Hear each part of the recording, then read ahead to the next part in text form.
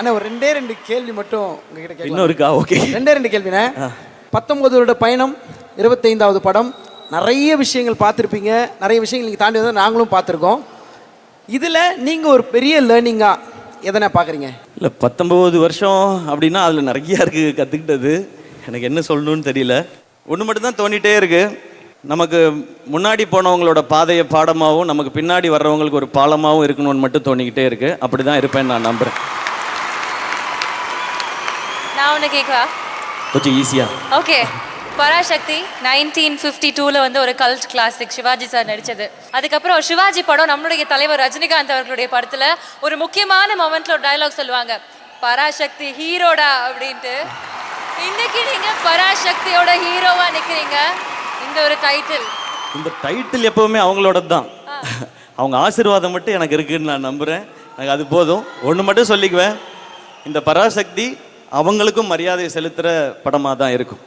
சூப்பர்ண்ணா. ஃபஸ்ட்டு ஸ்டார்டிங்கில் காமெடி படங்கள், அதுக்கப்புறம் கொஞ்சம் கொஞ்சம் லவ் ஃபிலிம்ஸ் பண்ண ஆரம்பிச்சிங்க, அதுக்கப்புறம் ஃபேமிலி என்டர்டெய்னராக படங்கள் பண்ணிங்க, அதுக்கப்புறம் ஆக்ஷன் உள்ளே எட்டி பார்த்து அதில் ஒரு கலக்கு, அப்புறம் ஆக்ஷன்லேயே நேஷனுக்கு ரீச் ஆகிற மாதிரி இந்தியன் ஆர்மி வரைக்கும் டச் பண்ணோம். இப்போது அரசியல் படம் பண்ணியிருக்கீங்க. அடுத்து இல்லை நீங்கள் என்ன கேட்க போறீங்க தெரியுது. வேணாம். நம்ம வேலை நடிக்கிறது, நம்ம நடிச்சுக்கிட்டு மட்டும் இருப்போம். நமக்கு அது மட்டும் தான் கரெக்டாக வரும்னு நான் நம்புகிறேன். நம்ம எல்லா ஜானர்ஸு இந்த மாதிரி ஃபிலிம்ஸும் பண்ணணும், அதுதான் நம்மக்கிட்ட இருக்குது. நம்மளை இன்னும் பெட்டர் பண்ணிக்கணும், நிறையா ஜானர்ஸ் பண்ணணும், என்டர்டெயின் பண்ணணும். அதனால் அப்பப்போ நம்ம சொசைட்டி பேஸ் பண்ண சீரியஸ் ஃபிலிம்ஸும் நம்ம பண்ணுவோம். அந்த மாதிரி வரும்போது சில விமர்சனங்கள் வரும், பட் அதை நான் எடுத்துக்கல. ஏன்னா அமரன் வரும்போது இது இவங்களுக்கு ஆதரவான படமாக இருக்குது அப்படின்னு சொன்னாங்க. இப்போ பராசக்தி வரும்போது இது இவங்களுக்கு ஆதரவான படமாக இருக்குன்னு சொன்னாங்க. நம்ம யாருக்கும் ஆதரவும் இல்லை, எதிர்ப்பும் இல்லை. நம்ம வேலை நடிக்கிறது, நடிச்சுக்கிட்டே இருப்போம். ஏன்னா இங்கே இருக்கிற எல்லா அரசியல் கட்சிகள்லேயும் டெஃபினட்டாக நம்ம ரசிகர்கள் இருப்பாங்க. எனக்கும் எல்லா பார்ட்டிலையும் ஃப்ரெண்ட்ஸும் இருக்கிறாங்க. அதனால நம்ம நடிகராகவே தொடருவோம். இன்னும் கற்றுக்க வேண்டியது, செய்ய வேண்டியது நிறையா இருக்குது. பதில் தெளிவாக கிடச்சிருச்சுல்ல? தெளிவாண்ணா. இன்னுமே கேட்க மாட்டீங்கல்ல?